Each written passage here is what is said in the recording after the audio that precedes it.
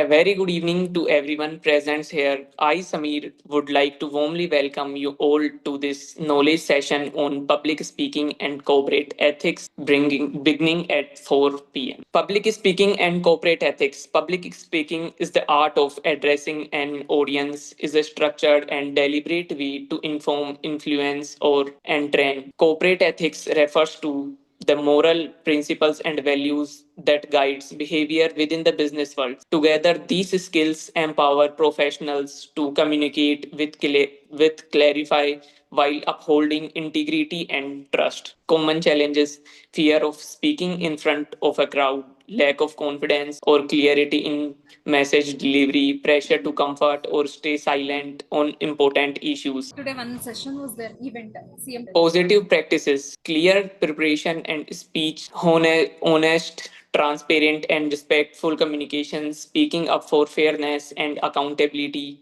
role modeling ethical behavior in leadership, using body language and tone that conveys integrity. Why it matters: public speaking enables leaders to motivate and connect with their teams.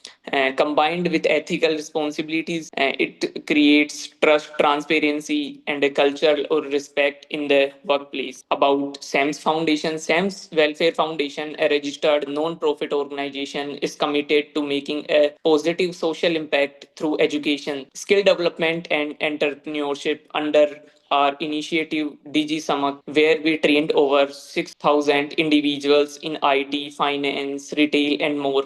We are actively working with Haryana Jail to upskills inmates and have helped over 1,500 people find jobs through partnerships with banks in a short span. SAMS has proven to be a powerful catalyst for change, empowering youth, supporting women's leadership, and bringing the gap between learning and livelihood. DigiSamak is a company that empowers business through data and technology. We offer a wide range of services including IT, software, data science research, consultancy, data analytics, and marketing. SAMS Web Solutions is a dynamic enterprise dedicated to transforming how business and individuals succeed through staffing, skilling, advisory, and admission services. We deliver customized, integrated, and forward thinking solutions, helping through challenges into opportunities. About the speaker: Kumar Mridul is a skilled professional with strong experience in operations leadership, having worked with top companies like British Airways and American Express India. He currently served as an assistant manager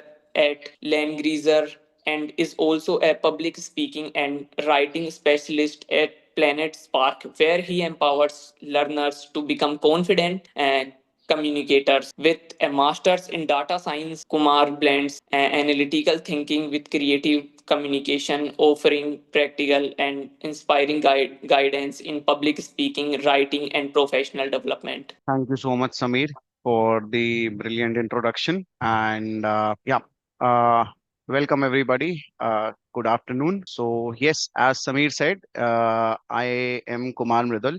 And first of all, I would like to thank you all for taking time out for this session. Today we are not just talking about how to speak well, but we'll be discussing how to speak right. Well, you see, in the future, you all would work in different organizations. You will be entering a world known as corporate world, and public speaking is not really limited to grand stages or TED talks. Every meeting, every email, every client interaction, it is all a form of public speaking that you guys would do. And in those moments, we carry not only our personal brand, but we would also be representing our organization. And we have to make sure that we are representing our organization's integrity well. Well, in the past, I'm not really sure if you guys would be aware of it, but there have been very known worldwide instances because of lack of communication. Example of those being something which happened with Boeing, Volkswagen. These are some big brand names. But why did they fail? Not because they lacked smart people, but because somewhere the truth was buried under the convenience. So, in the next 60 minutes, we'll work on sharpening your public speaking fundamentals. We'll learn how to handle ethical gray zones with clarity that you'll frequently face once you join any corporate. And at the end, we'll leave with some practical tools to build our leadership brand, because going forward everybody would want to get into a leadership position, and once you are in the leadership position, it is very important that people not only trust you for what you say, but they should trust you of why you are saying it. Okay, so I'll quickly start the session. And before that, I would just want to know who all do we have in the session. If everybody can give a short introduction of themselves, their name, what they are currently doing, and what they plan to do in the future. Anybody can start. I am Samir Yadav from BBA Batch 5. Welcome, Samir. And what would you like to do in future? Sir, I want to be a businessman. Great. Anybody else? Sir Mahi here. Good evening, sir. I'm also pursuing BBA fifth semester, and in future I want to do statistics course. Okay, great. Welcome, Mahi. Anybody else who would want to share their thoughts? Well, okay. Let me ask everybody a question. How many languages do you all know? You can type it in the chat if you want to. If you're not comfortable speaking, you can just type your answers in the chat. Okay, Mahi says Hindi and native English. Else, everybody, two to three. Hindi, English, little bit French. Hindi, English, and French. Okay, so maximum, if I look at the answers, you guys are almost saying that you know two to three different languages, right? What if I say that you guys know one more language, which you all have been using since the past so many years of your life, but you're not aware that this is also one of the language? Anybody would want to take a guess which language am I talking about? The local language, OGs of the state. Okay. Well, Akash, bang on. It is body language. You guys, this is one of the language which everybody in the world uses a lot, but is not aware that we are using body language. You might have seen people, when they are talking, they move their hands, they make gestures, they use their face, the tone of their voice.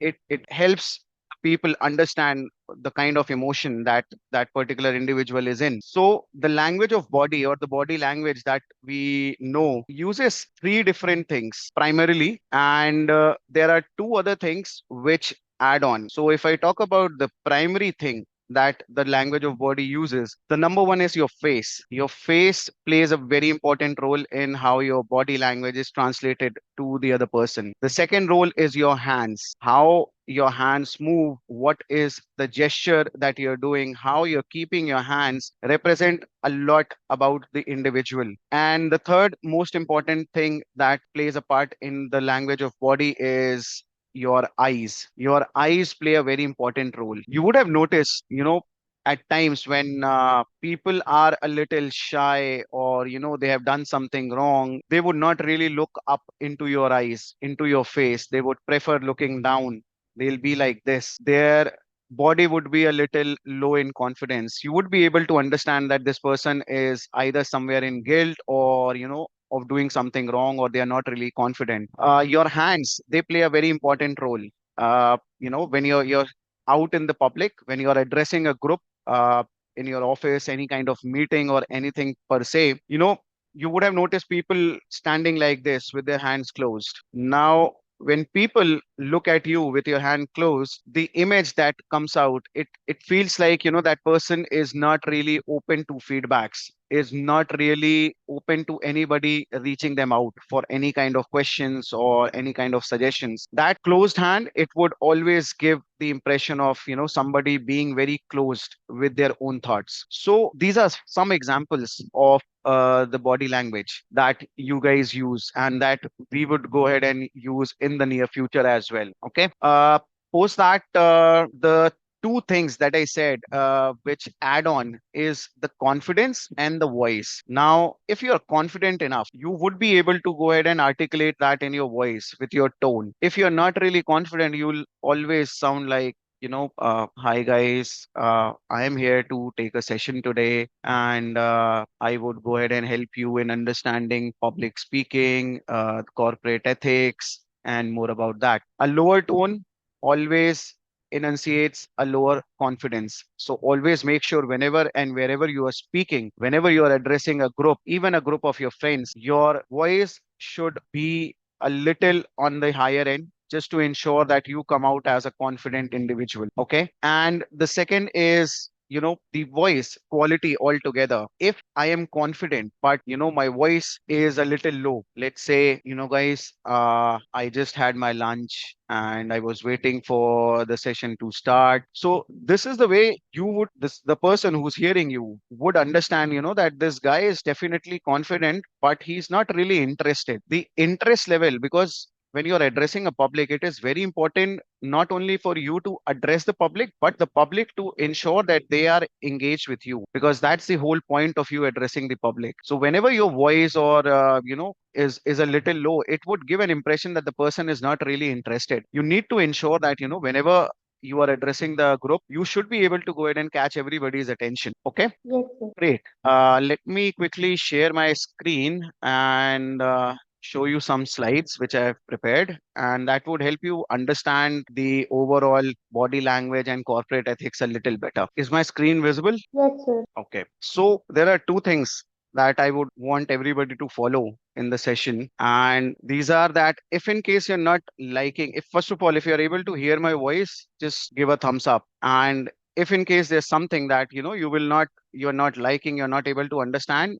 just pause me right there so that we can go ahead and cover it up. Okay. Now the slide says that we'll learn an easy way to deliver a convincing presentation. Now, this presentation, it could be any kind of presentation. It could be a presentation of your project that you're giving in your school. It could be a presentation of a work that you're doing in your college, in your corporate jobs. It could be anything. Okay. So there are three simple steps that we need to follow. Before that, we'll play a quick game, and I would want everybody to be a part of it. Okay. Game one. It's called emotional request. Okay. I would give you guys a sentence and an emotion for you to speak that sentence in an emotion. And you have to ensure that you are on camera, you're using your hands, face, and voice to show that emotion. Now, for example, if I would want to say that I've been stuck in traffic for 5 hours with a happy emotion, I would say, hey, I've been stuck in traffic for 5 hours. Okay, is that okay for everybody? Yes, sir. Great. So, can anybody say this sentence, hooray, I finally got promoted in my job, in a sad emotion? Anybody? Guys, am I audible? Yes, sir.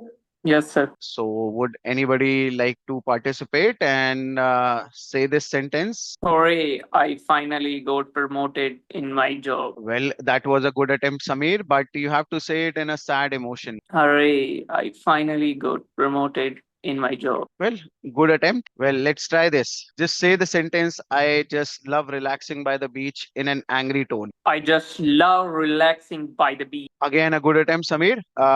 Let me stop this for a moment. Okay, so let me tell you the difference between how you can balance out your emotion in your voice. Now, your body language conveys confidence and it adds a depth to your message. So, whenever you are saying anything, now let's say if I want to say that I will definitely eat Chinese for dinner today. Now, this is something which I'm very sure of. If I'm telling this to somebody, they would understand that I'm pretty sure of what I would want to have in my dinner today. But if I say it like this, that I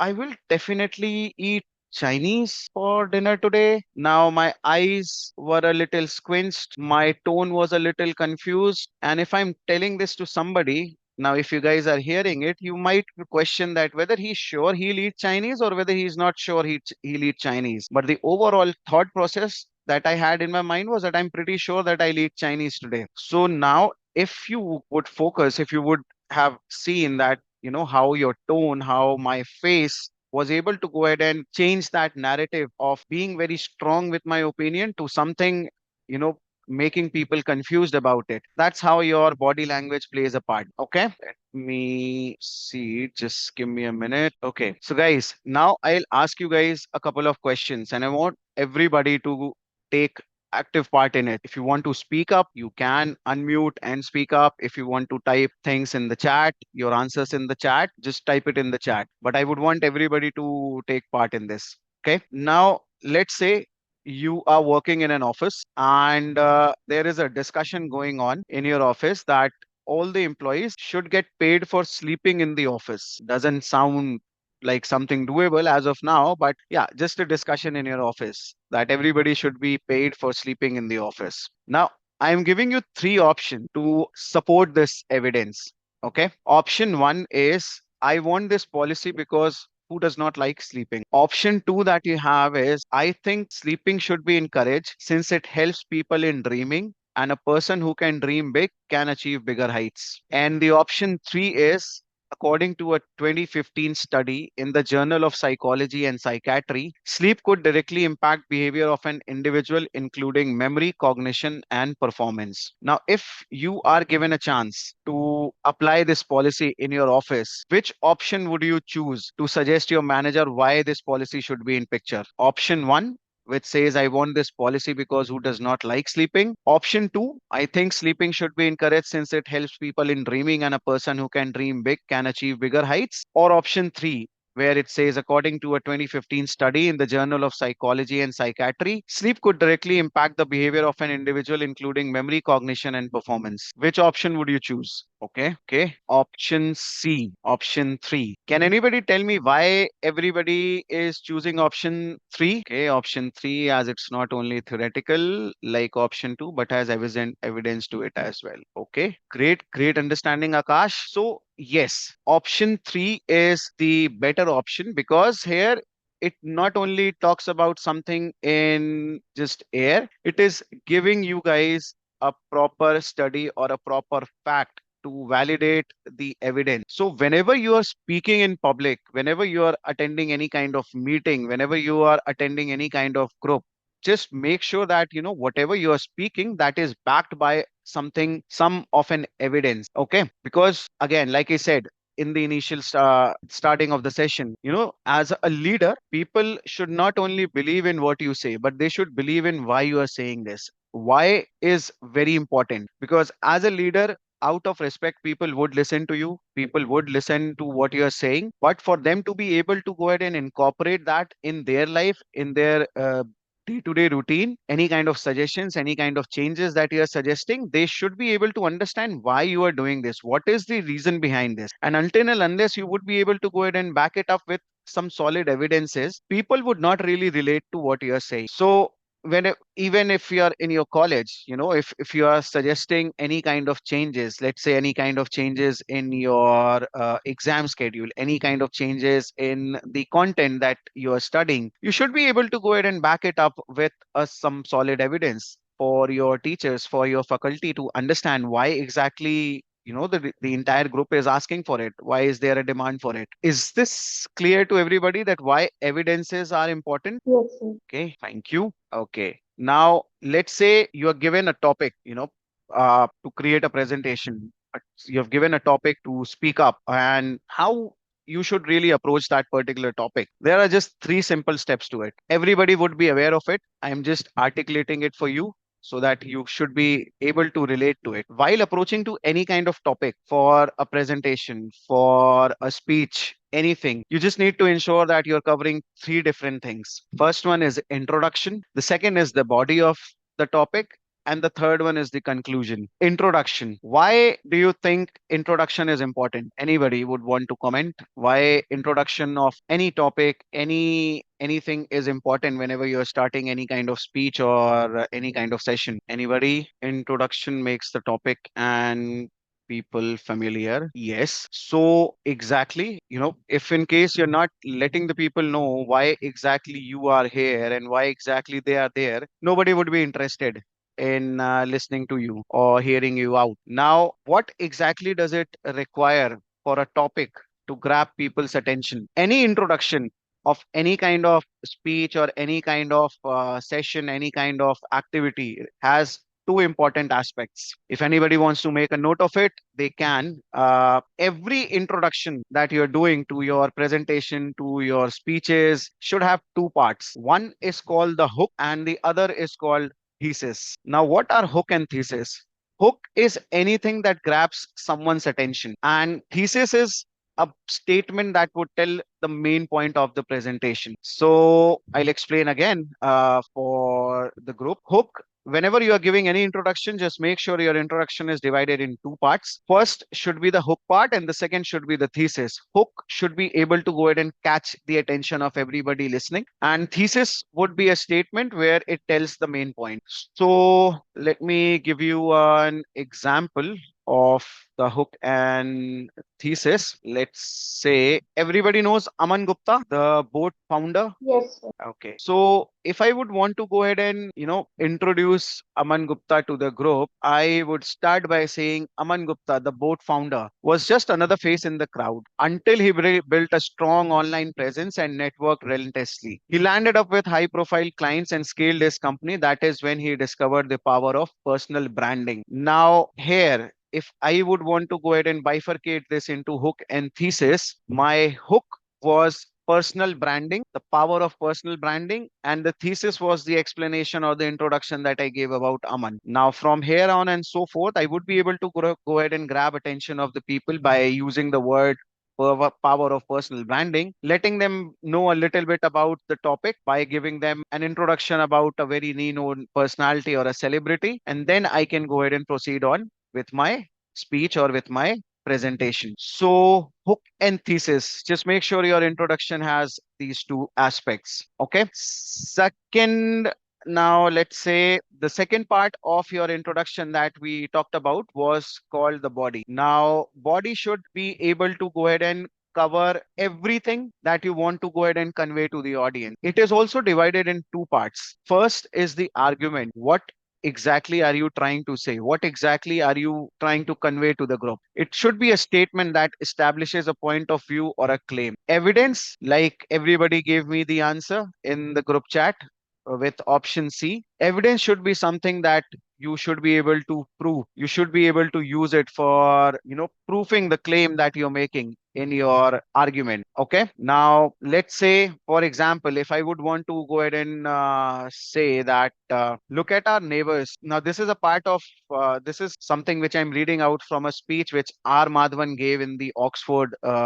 University a couple of years back. He was talking about the difference between India and Pakistan in terms of the growth post the freedom. The argument that he was presenting was, it said something like, look at our neighbors. Compared to that, there is somebody in India who's doing something right for us to be called a growing economy. He was talking about the economic growth, and how exactly he gave an evidence to it was by stating that it is projected as the third largest economy in 2026 and the most educated and young nation in the world. Now, everybody who was listening to that particular speech, they were upright applauding because they were able to relate to what Mr. Madhavan was talking about. And that is how you have to go ahead and make sure that whatever speech or whatever presentation you're giving, you should be able to go ahead and first of all divide this into an argument, use a statement to give and let the people know what exactly you are here for, and then provide that, back it up with an evidence that would go ahead and bring an impact in whatever you're speaking and whatever you're sharing with the group. Okay. Okay, sir. Now, as I said, every speech is divided into three parts. Introduction. Introduction has a hook and a thesis. Body, it has an argument and an evidence. And then comes the last part, which is the conclusion. Conclusion also has two parts. One is summary, summarizing or condensing the main points of whatever you have said, whatever you have shared into small forms. And then there is a plea. Plea is referred to something where you are making a formal request or an appeal. Now, let's say everybody who has joined this group, post the session, you would be asked for a feedback. Now, that is a plea that is being made. And once this session ends, we would be summarizing as to what exactly we have discussed. That is how you should be able to go ahead and end any kind of presentation or any kind of speech. Because let's say we are in the session for 60 minutes. I am pretty sure after the end of the session, you would all not really remember what all we discussed in the entire 60 minutes. But if I'm able to go ahead and conclude whatever we have discussed in a couple of points, maybe 3 or 4 points at the end of the session, that this is something which we have checked, we have covered the three parts of speech or a presentation. It is divided into three parts: the opening, the body, the introduction, body, and the conclusion. And then these are divided into two subparts each. If I'm able to summarize that in the last 5 minutes, and then I request everybody to go ahead and write on any topic, prepare a speech, you would be able to go ahead and remember just the last 5 minutes, just those summarized part. So if you're going back from a session, if you have attended a session and you're going back with nothing, that would not really fulfill the need of the session. Because the need of, if I'm referring to this session today, if you guys don't really take back anything from this session would not really be fruitful for you to be a, I mean, you're investing 60 minutes of your entire day in a session and you're not taking back anything. That is entirely a waste of time for you, for everybody who is in this session. So this is my responsibility to ensure that I am giving something back to everybody, and that is your responsibility as well, as and when you be a part of any leadership, be a part of any kind of group projects in your college. Anybody was saying something? Okay, no problem. Let me proceed further. Does anybody have any question or anything as of now? Okay, doesn't seem like anybody has question. Great. So now coming to the body language part of, till now we have discussed how exactly you have to prepare your speech, prepare your presentation. Now we will discuss about how exactly you have to present it. Okay, and for that, just make sure that whenever you are speaking in front of a group, you have done your speech consists should be of three parts. The first one is called ethos. Ethos is something which means developing trust in the audience. If I'm here speaking out to everybody and I'm not able to go ahead and develop any kind of trust, whatever I would say would just be in vain. Nobody would be able to believe in what I'm saying. The second would be pathos. Pathos means appealing to a certain emotion. Now, as of now, the group that I am delivering this session to, their emotion is learning. If I'm not able to go ahead and appeal to that particular emotion of learning, then again, me sitting here would be in vain. And the third part of the speech should be logos. Logos refers to proof. If I'm able to go ahead and tell you something, I'm able to go ahead and appeal to your emotion, I'm able to connect to your emotion of learning, but I'm not able to go ahead and provide you any kind of evidence to, prove whatever I'm saying, then again, there would be a difference in the trust. You guys would not really go ahead and relate to what I'm saying. Now, let's say you guys have a new restaurant that's open in your area. It's a pizza restaurant that's open, and you have to convince your parents, your partners, or anybody whosoever you are living with to go out and try that restaurant. How exactly would you approach that situation? What exactly would you say for your partner, for your parents, or anybody who you are sharing your room with to believe in your choice of going to that restaurant? If anybody can give me any example, anybody in the group? Well, guys, we are in a speaking session. The session is all about public speaking, and I can't hear anybody apart from two people speaking in the session. You have to make sure that you're actively participating in it. Okay, well, seems like everybody is a little shy. So, okay, no problem. I'll give you an example. I live with my parents, and if I want to go ahead and try the pizza from the new store that's open, I would try and tell them that again, connecting the three dots: ethos, pathos, and logos. Ethos is where I would have to go ahead and build a trust. I would have to build credibility for that particular store. I would have to make sure that, my parents believe in what they are listening to. I would tell them that, there's a new pizza restaurant that's open just around the corner, and it has got really good reviews, and this particular chain has shops all over India, and they are very good with it always smells very nice whenever you walk past them. Now this is, I mean, I'm telling them about good reviews. I'm telling them about the number of chains, the number of restaurants that they have all around India. This is where I'm building their trust. I'm building credibility for that particular restaurant. I'm trying to make them believe in what I am saying to them. that it's a good restaurant. That is where I'm covering the ethos part of my speech. Now comes the pathos, where I have to go ahead and make them connect with what I'm saying, and I have to appeal to a certain emotion. Now, obviously, if I'm living with my parents, my mom would be cooking for me daily. There could be, days where, she would not really be that not that active. She might be a little tired, but it's just that she has to go ahead and make sure everybody is fed. She would cook for it. I would use that particular emotion to connect my mother and my parents with that particular restaurant. I'll just tell them that, you don't have to really cook. We can go out there and eat.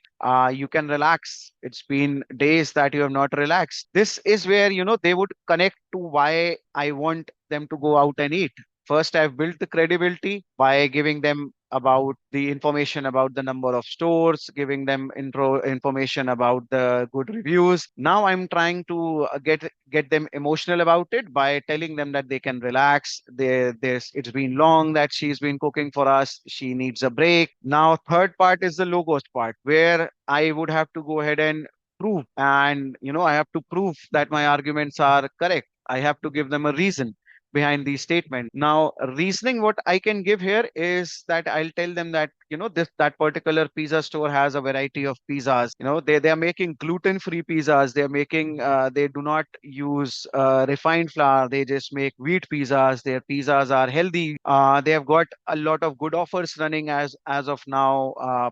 Multiple discounts that they have. Now, this is where I am giving them proof to my arguments that why they are best, why we should go out and try their pizzas. So, any speech, any presentation, divide it into three parts. Those three parts being ethos, pathos, and logos. Ethos is where you have to develop the trust, where you have to go ahead and build credibility of the topic and yourself, why you are doing this, why you are the one selected for doing this. Make sure that the people believe in what they are listening to. Second comes the pathos part. Pathos is where you have to go ahead and make connection with the audience.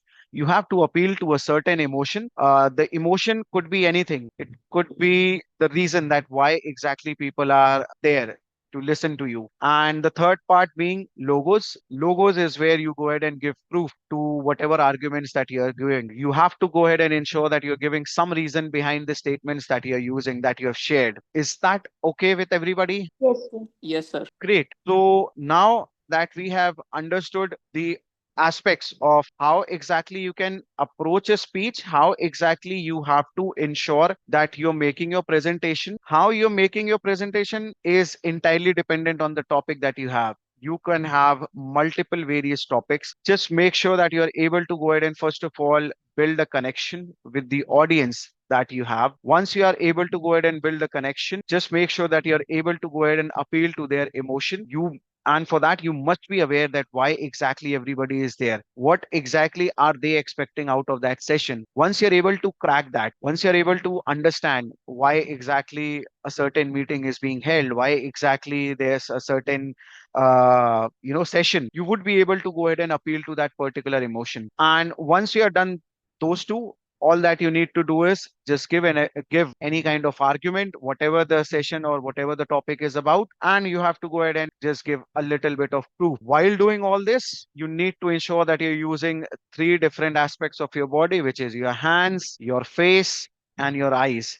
And these three components, they have to be complemented by your overall confidence and the tone of your voice. Once you are able to go ahead and do this, you nobody would be able to stop you from becoming a good orator. Nobody would be able to stop people from giving their attention to you whenever you are speaking. Whenever you're speaking, you should feel like that you are the only one talking and everybody is looking at you with a certain amount of respect. And for that, you need to go ahead and emulate that. You have to go ahead and emulate that. Yes, you deserve respect for standing and delivering a certain speech or a project or, heading a certain meeting, be it in corporate, be it in your colleges or anywhere in your life. And now we are inching towards the closer of the session. I would like to open this for everybody if in case they have any questions, if they want me to go ahead and repeat anything, feel free to let me know. I am open to questions now. Sir, in the speaking presentation part, what is the main purpose of logos? Logos. So main purpose of logos is that, you have to go ahead and let the people. If you remember the initial part of this session, I told everybody that, it's not what you are saying, but the important is why you are saying this. Now, if I'm asking you guys to go ahead and follow this particular method of presentation, or this particular method of preparing or approaching any kind of presentation, if I'm not able to go ahead and give you the reason behind it, why exactly you are doing it, you would not really connect to that particular statement or the argument that I've given in the past 60 minutes. So for me to go ahead and make sure that you are able to connect to it as to why these steps have to be followed, is where logos comes in. Logos is where you give evidence as to why you are supporting this factor. Now, in my part, let's say I gave you guys inputs about how to prepare a speech. Now, if I'm not able to go ahead and tell you why this is important, you would not really connect. So, for me to give you evidence of it, it is very important. That is the logos part of any kind of speech. You have to make sure that the people connect to not what you're saying is, but why you are saying this. Okay, sir. Thank you. Welcome. Anybody else who would want to ask anything? Come on, guys, it's your chance. Ask me questions if you want to. Okay, seems nobody has a question. Well, then, okay, thank you. Okay, MV, great. Then I think we are inching towards the closure of the session, and I shall hand it back to Samir and Mahi and Lakshmi. Guys, if you want to go ahead and close the session, you can. And yeah, if you guys have any questions, feel free to come back to me, and I would be happy to answer. On behalf of the organizing committee, I would like to sincerely thank Kumar Mridul sir, our brilliant speaker, for today's session on public speaking and corporate ethics. His session was insightful, practical, and timely. He emphasized the importance of preparation, presence, authenticity, and ethics in communication. We are all living with valuable tools that we can apply in both professional and personal life. Some key takeaways: practice, prepare, perform, and most important, speak with integrity. Public speaking is not about perfection. It's about connection, and ethics guides that connection.